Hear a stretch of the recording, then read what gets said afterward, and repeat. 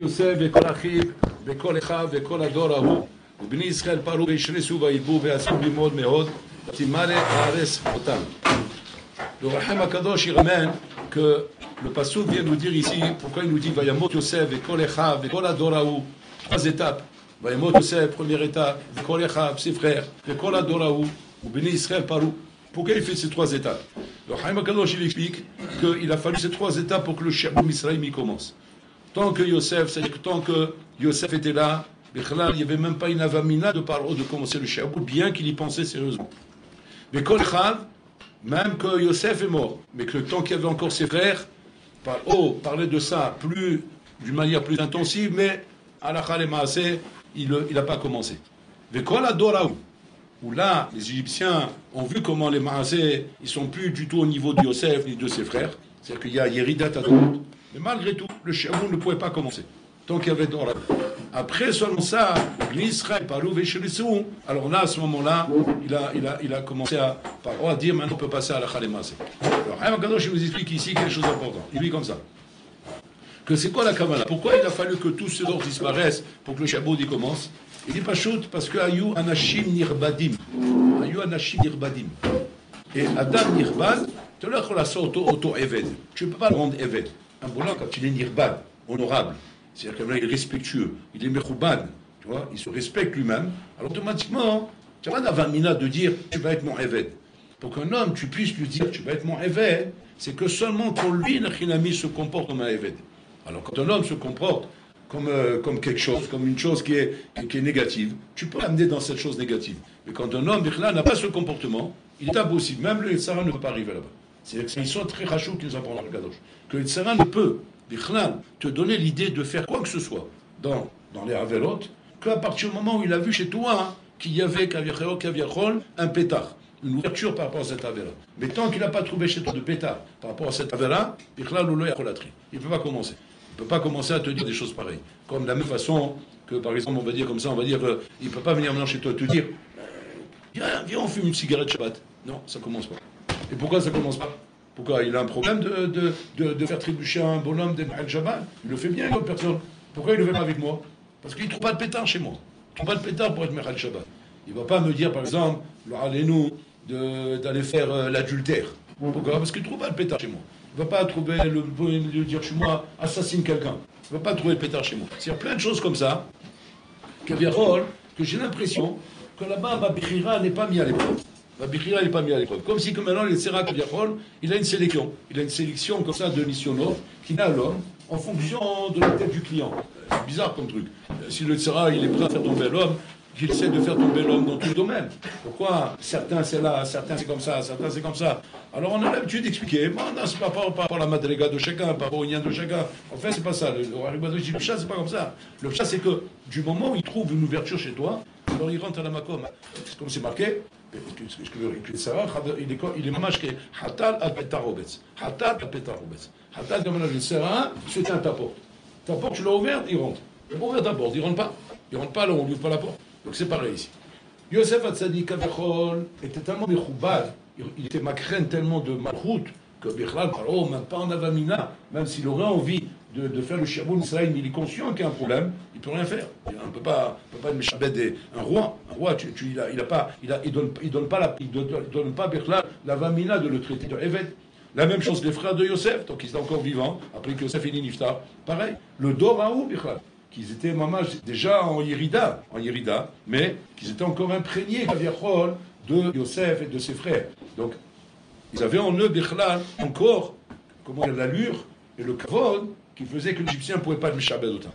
Seulement après, quand ils ont vu les Égyptiens que Kol Adorahu s'est éteint, et qu'il n'y avait même plus Bichlal de comportement qui ressemblait à ce d'or-là, c'était complètement assimilé aux Égyptiens. Là, à ce moment-là, il s'est dit, peut-être qu'on peut le rendre Abadim.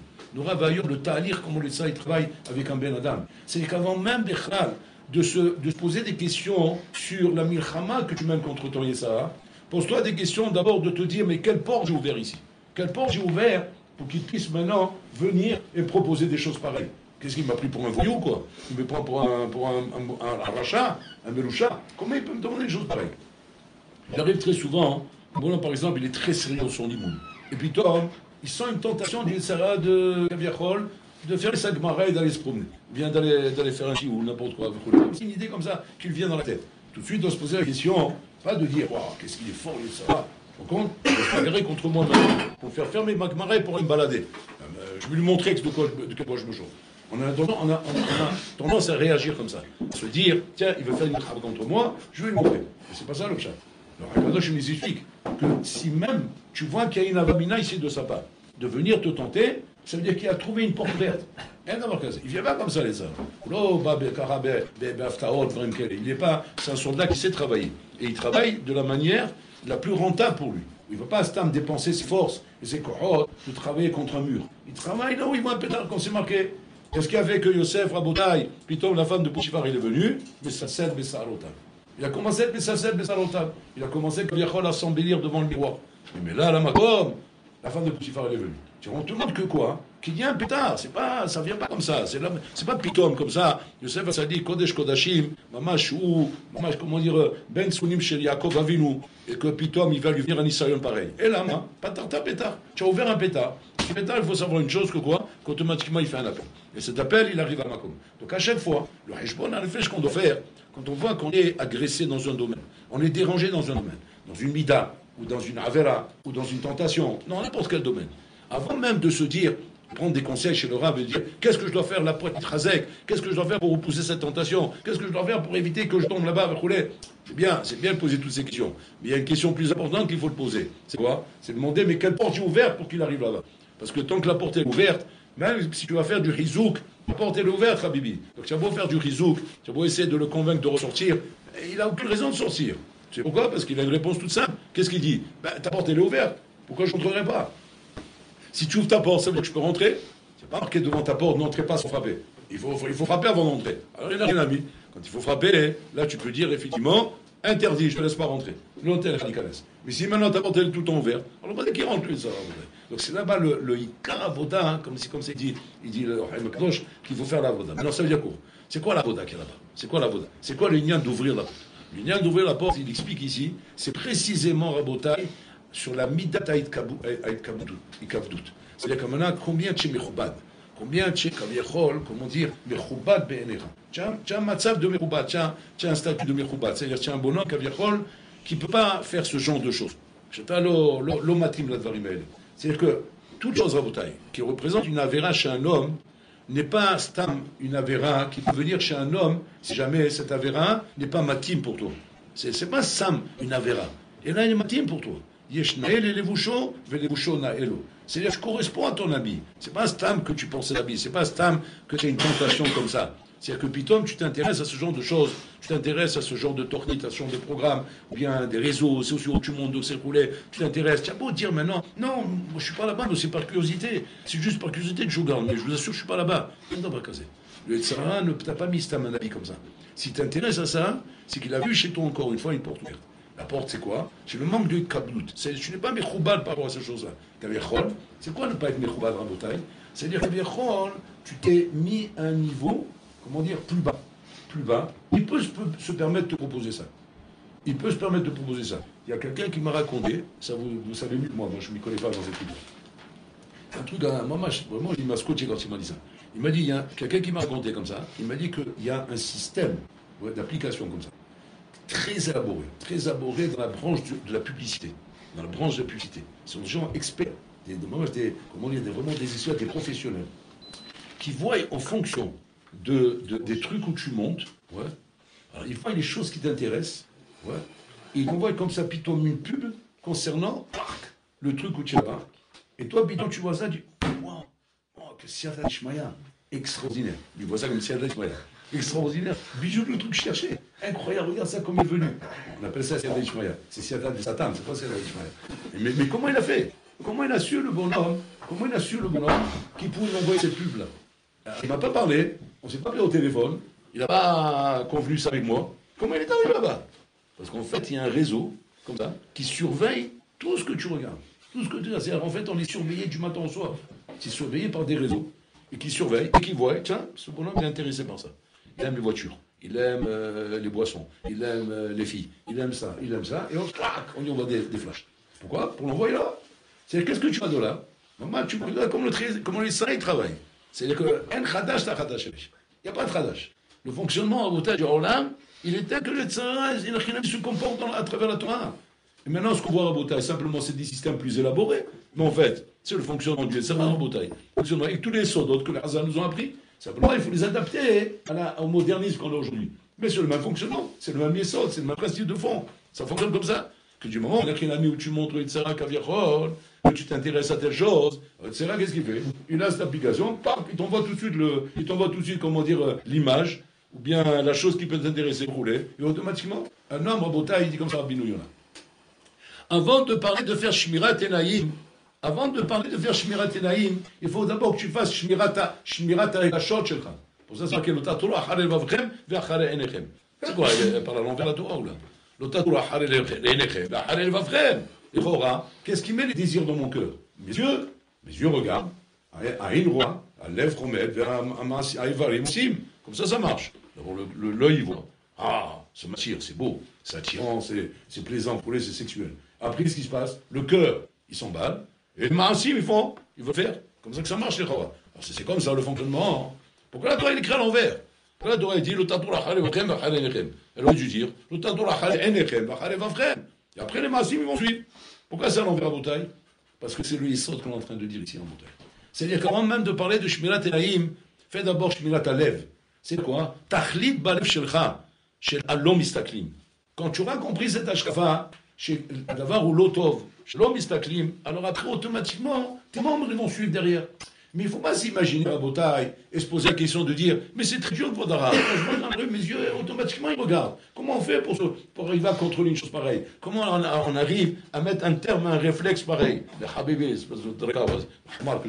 Toi tu crois que c'est tes yeux comme ça qui regardent. T'es sûr, regarde pourquoi? Parce qu'ils suivent chez toi un désir qui est au fond de toi. Et que tes yeux ressentent ce désir. Et automatiquement, les yeux, comme tous les membres du corps, font simplement comment dire, le désir, remplissent le désir ou satisfaisent, viennent satisfaire le désir de tes régachot, et le malasot. Donc un homme, il doit se corriger d'abord en amont, pas en aval, pas une fois que la chose elle est chez toi. Parce que tant que la chose elle est excitée chez toi, tu vas te dire, ne regarde pas, tu pries jusqu'à demain, Habibi. Ça, tu ouvres la porte, tu n'y rentres pas, ne rentre pas. Ferme ta porte, tu n'entreras pas. C'est quand tu ouvres ta porte, ne rentre pas. Ça marche pas comme ça, Rabotaï. Et aujourd'hui, tout marche comme ça, tout marche à l'envers.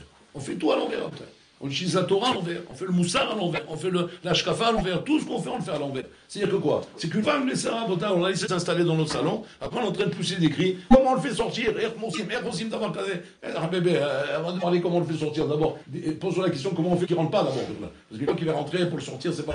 Ayom Omerka, Machar Omerka, Achadar Omerka, Chiomelot Aser Vodazara. Comment il commence le Sarah? Commencement, il ne vient pas du jour au lendemain comme ça te dire fais Vodazara. Non, on commence d'abord un morété, un autre morété, Haché, Taser Vodazara. C'est quoi Taser Vodazara? C'est le Chitahat Rishuti. C'est moi qui te dis ce que tu as à faire. C'est plus maintenant toi, tu n'as plus le droit de parler de là, c'est plus fort que toi. On dit comme ça dans le bitoui. C'est plus fort que moi, Vodazara. C'est mais tu l'as bien dit, c'est plus fort que toi. Pourquoi? Est-ce que c'est un cholet Alecha? Et pourquoi il est cholet Alecha? C'est ça la question. Comment a commencé l'histoire? Echitril Kol HaSipur Hazeh. Le Sipur il a commencé parce que Choser Itkabut.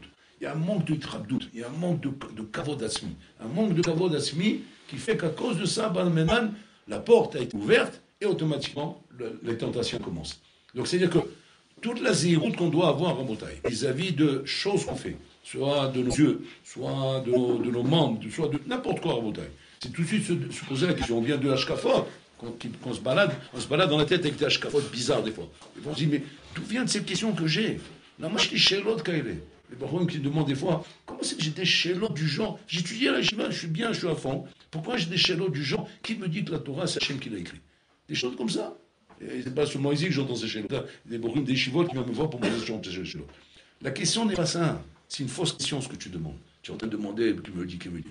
On la connaît ces questions, on les connaît. C'est pas des trucs compliqués. C'est pas genre des mathématiques chinoises. C'est pas ça le problème. Alors, tu vas dire, c'est quoi le problème? Le problème, c'est de savoir quel pétard était ouvert ici, qui a entraîné que tu as ce genre de questions.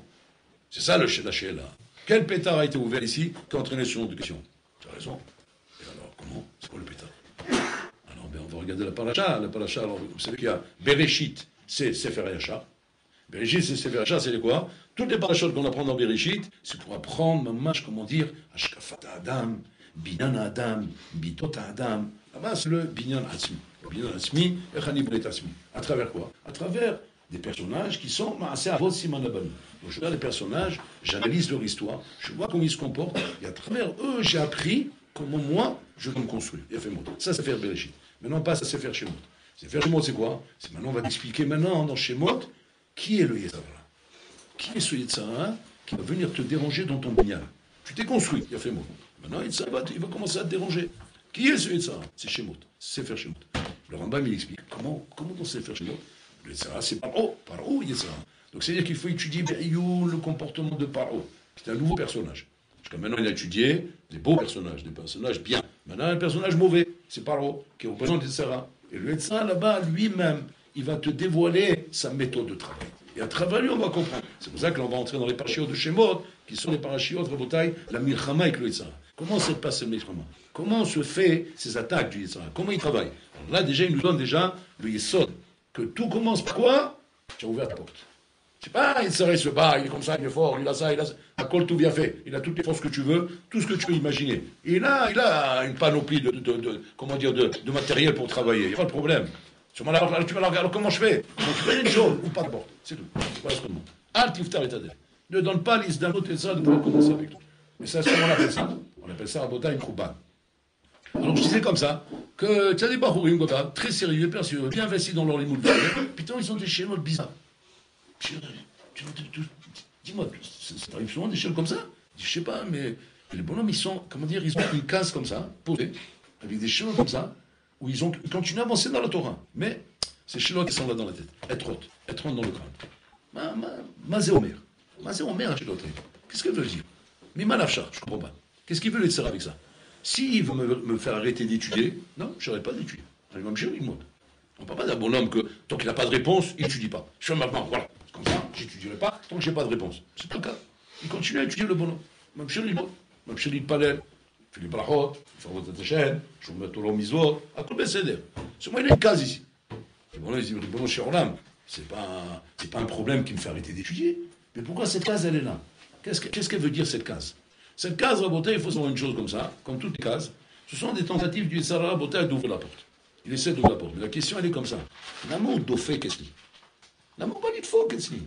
Pourquoi il a vu sur ma porte, quelque chose qui lui donne une avamina qui peut venir chez moi? Oui, bien sûr. Mais ça, il n'a pas d'apprendre le programme. Il a un listing de travail, il a une clientèle. Il n'a pas. C'est pas un commercial qui tape les portes. Quand il sait où il va. Jusqu'à quand il se prend des portes mesquines, il en a marre, il veut chez les balles. C'est pas ça qu'on parle après. On parle dans un salle bien équipé, bien méloumade, il sait comment travailler, il a son listing d'adresse, il sait où il va, il sait où il est d'Ofek. Quand il est d'Ofek, après s'être assuré que Efchal il faut. Il a fait, c'est comme ça. Qu'est-ce qu'il y a là-bas qu'on voit qui peut être d'Ofek? Alors, on va prendre ça. Où est la référence pour prendre ça? Dans les subtilités qu'on a, dans la Torah, où on cherche. Il faut chercher chez ça. Donc il faut faire du Hayoun. Dans quelle soubia? La soubia de Paro. Alors on va faire Hayoun, là-bas on va faire zoom. Qu'est-ce qui est marqué là-bas? Écoutez bien. Moshe Rabbeinu, il vient, il demande à Paro, c'est-à-dire qu'il demande au Yetzirah, oui, libère les Bnei Israël. Libère-les de cette avdout. Restez tranquille. Ils veulent servir Hachem. Shilech levod et Hachem. Comme ça, il a présenté le projet. Libère-les pour qu'ils aillent servir leur Dieu. Donc c'est ça le projet. On veut les libérer pour servir leur Dieu. On ne veut pas les libérer parce que on veut faire un pays dans ton pays et que toi tu te sens en sakana parce que tu vois un pays qui se développe, que demain ils vont te faire la guerre. Non, on s'en va. On n'est pas ici. On s'éloigne de toi. On ne veut pas vivre avec toi. T'inquiète pas, on ne va pas te faire la guerre. On ne veut rien faire avec toi. Rien que laisse-nous tranquille. On veut servir Hachem. On est un peuple pacifique. On n'est pas un peuple de guerriers qui veulent envahir. On n'est pas des barbares. On veut servir Hachem. Regardez qu'est-ce qu'il répond, Paro. Extraordinaire. Là, il va nous donner la réponse que le Tzara te donne. Pourquoi il ne te lâche pas? Pourquoi il ne te lâche pas? Là, tu viens à Yeshiva, tu veux être un Ben Torah, tu veux grandir dans la Torah, tu n'es pas mieux pour t'amuser, tu es mieux pour faire une tentative de t'élever dans ta voie d'Hachem, peu importe ce que tu vas faire après, peu importe tes programmes, peu importe les tornotes que tu as, mais en tout cas, tu veux passer une bonne année comme ça où tu vas, être Michazek, Bélimut Torah et sortir ici avec des corottes. Là-bas, on leur osait voter. Magne. Paro, il donne la réponse. Qu'est-ce qu'il dit à Moshe et Aaron? Il dit à Moshe et Aaron, Nirpim, atem nirpim, Lachen omer, nilech lavod et Hashem. Non, Abayom. Regardez la réponse du Yetzirah, comme elle est puissante. Qu'est-ce qu'il dit Yetzirah? Vous êtes nirpim, vas-y nirpim, vous êtes relâchés. il y a un relâchement. Et à cause de ce relâchement, vous dites, nous allons sortir d'Égypte pour servir Hachem. Puissant ce qu'il est en train de dire. Quoi? On se relâche, et dans le relâchement, on dit, on veut sortir pour servir Hachem. C'est pas comme ça. Quand on se relâche, qu'est-ce qu'on dit? On se relâche pour aller au cinéma, pour aller en boîte de nuit, pour aller jouer au bowling, pour aller draguer des filles. Ah, pourquoi on se relâche? Mais pas pour faire à votre Hachem. C'est quoi le lien, Baudin? C'est quoi le lien de se relâcher? En fait, comme ça, regarde bien.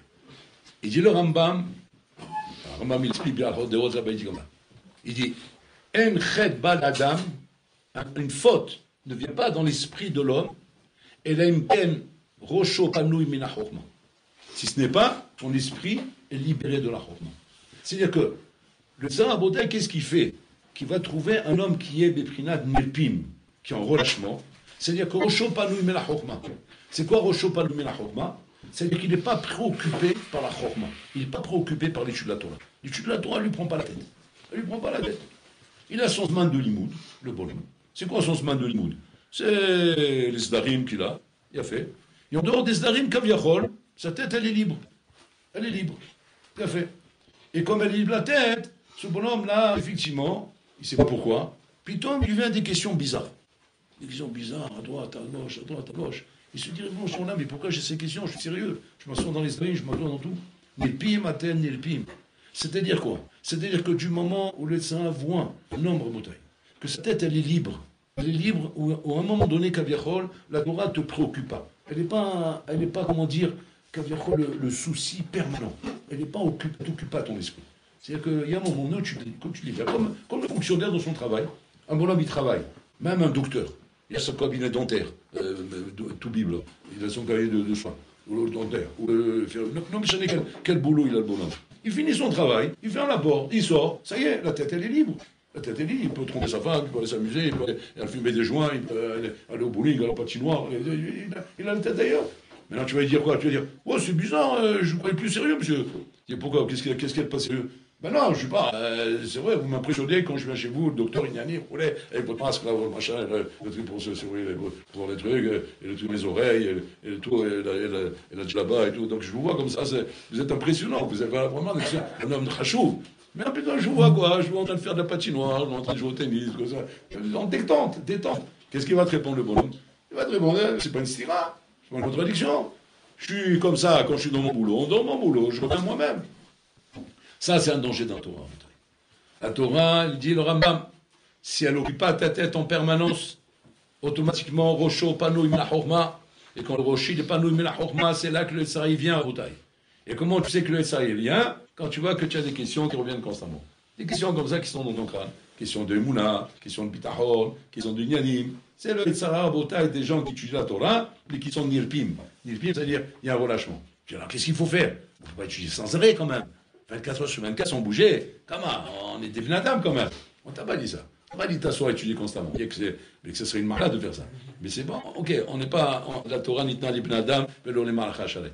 Mais ton cerveau, il doit fonctionner tout le temps. Et non, pas que le cerveau, il s'accélère. Parce que le cerveau, il ne s'arrête pas. Il dit Rabbi Noïna, Hidou Shatsum. Qu'est-ce qu'il dit?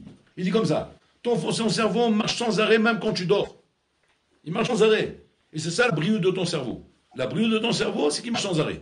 Tu as dit, mais il va se fatiguer, c'est pas possible, il faut que je l'arrête. Mais tu rigoles, quand tu l'arrêtes, tu meurs. Et dans mon casé, le cerveau, il faut qu'il marche constamment. Donc, constamment, il est en train de tourner. Sûrement quoi?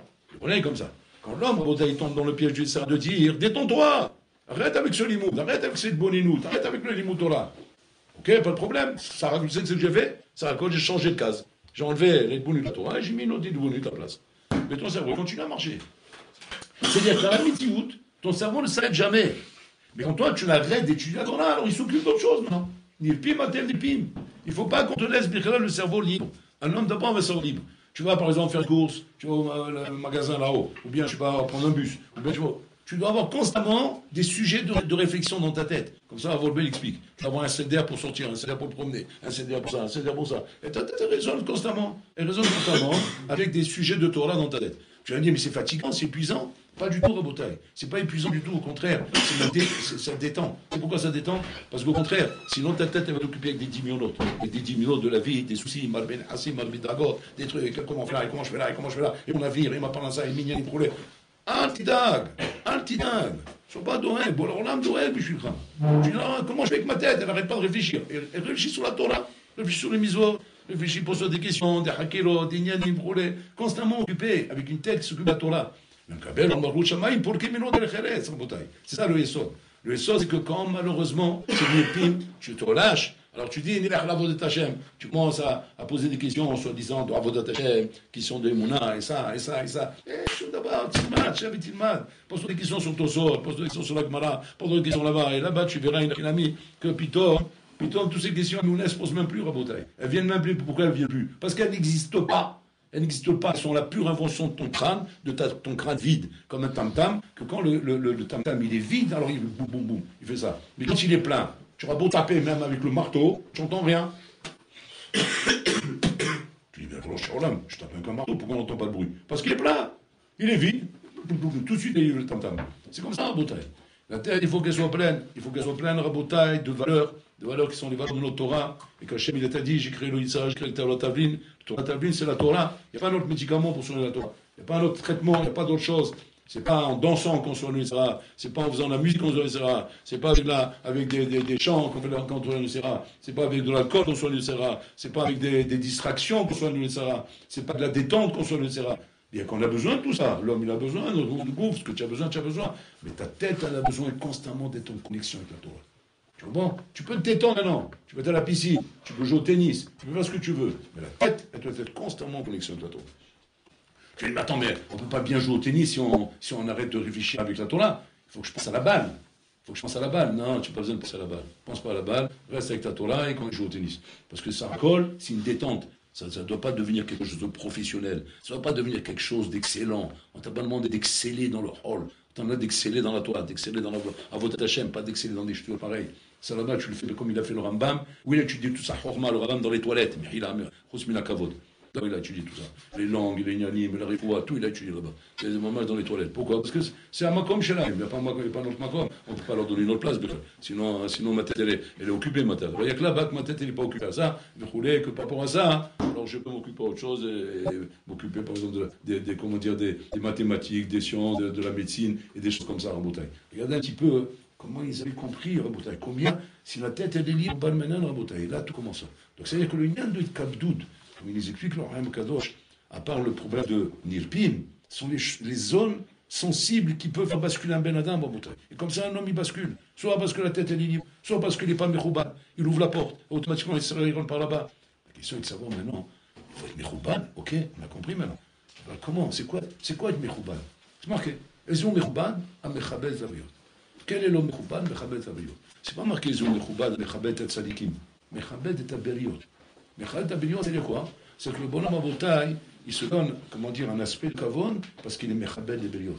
C'est-à-dire que, quelle va être Abotai, la marche avant, qui va t'empêcher d'arriver à des ma'asim bzouim, ouais, c'est quoi? C'est le kavod d'Aberiot. Ça, c'est la marche avant. Comme on a dit tout à l'heure. Quelle est la marche avant qui t'empêche, qui t'amène à faire Shmirat Enaim? C'est une marche avant de Shaitara. Si je marche avant de Znout, alors automatiquement mes yeux veulent regarder ça, parce que ma tête est là-bas. Là, pareil. Quelle est la marche avant qui va t'amener à comprendre effectivement que je ne peux pas être un Eved, je ne peux pas être un Shfafa, je ne peux pas être un pauvre type, parce qu'un Imchabet Taberiot, c'est ton mérite. Quel est le rapport? Un Imstakel à la Briot Rabotai Be'erech Elion. Adam Nivra Betseim Elokim. Je regarde les Briot avec un Erech Elion, avec un Erech qui les met en valeur Rabotai. Donc automatiquement, qu'est-ce qui se passe alors? Ton regard de cette manière envers les Briot, tu transformes à toi et ton à toi Adam Bechouban. Nous réveillons. C'est-à-dire qu'un bonhomme Rabotai, même s'il se la joue de faire sa mère, le Adam Mechouban, mais qu'il est Mezazel Babreyot, il n'est pas Mechouban. Et automatiquement, le Yitzhak, il a trouvé la porte ouverte. Donc c'est la porte ouverte, Rabotai, et je prends une pokavod. Parce que pokavod, Anizazel Bo. Qu'est-ce qui a amené le Zilzoul envers toi? Parce que le Yitzhak permet d'être Mezazel envers toi. Parce que tu vas Mechabet Babreyot. Mais si maintenant, toi, tu es Mechabet Babreyot, c'est le Rabayom, comment les midot, Rabotai, elles jouent sur la shkafa de l'homme. Pour ça, le Rambam, il appelle les midot, les déot. Les déot de l'homme, c'était midot. Et en fonction de tes midot, il y en a chinamit, j'ai encore pour bon différent. On voit pas le rapport, c'est ça le koshi. C'est que la Torah nous apprend, elle montre le rapport. Et par les paroles de Chazal. Et c'est Mechoubad, tu dois être Mechoubad. Et pourquoi je dois être Mechoubad? Parce que quand tu es Mechoubad, automatiquement, tu auras un erreur de toi-même. Tu auras un erreur, une valeur de toi-même. Et quand tu auras une valeur de toi-même, à ce moment-là, tu verras comment c'est plus facile de contrôler ça. Aujourd'hui, Rabotai, Quel est le problème des jeunes aujourd'hui?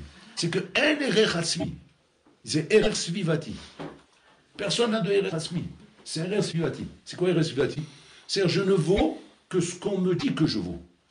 Mais je ne vaux pas ce que moi j'estime de moi. Non, ce qu'on me dit que je vaux. Ça veut dire que quoi? Je vis dans un monde où ça raconte la bataille, c'est l'image qui donne la valeur de l'homme. L'image.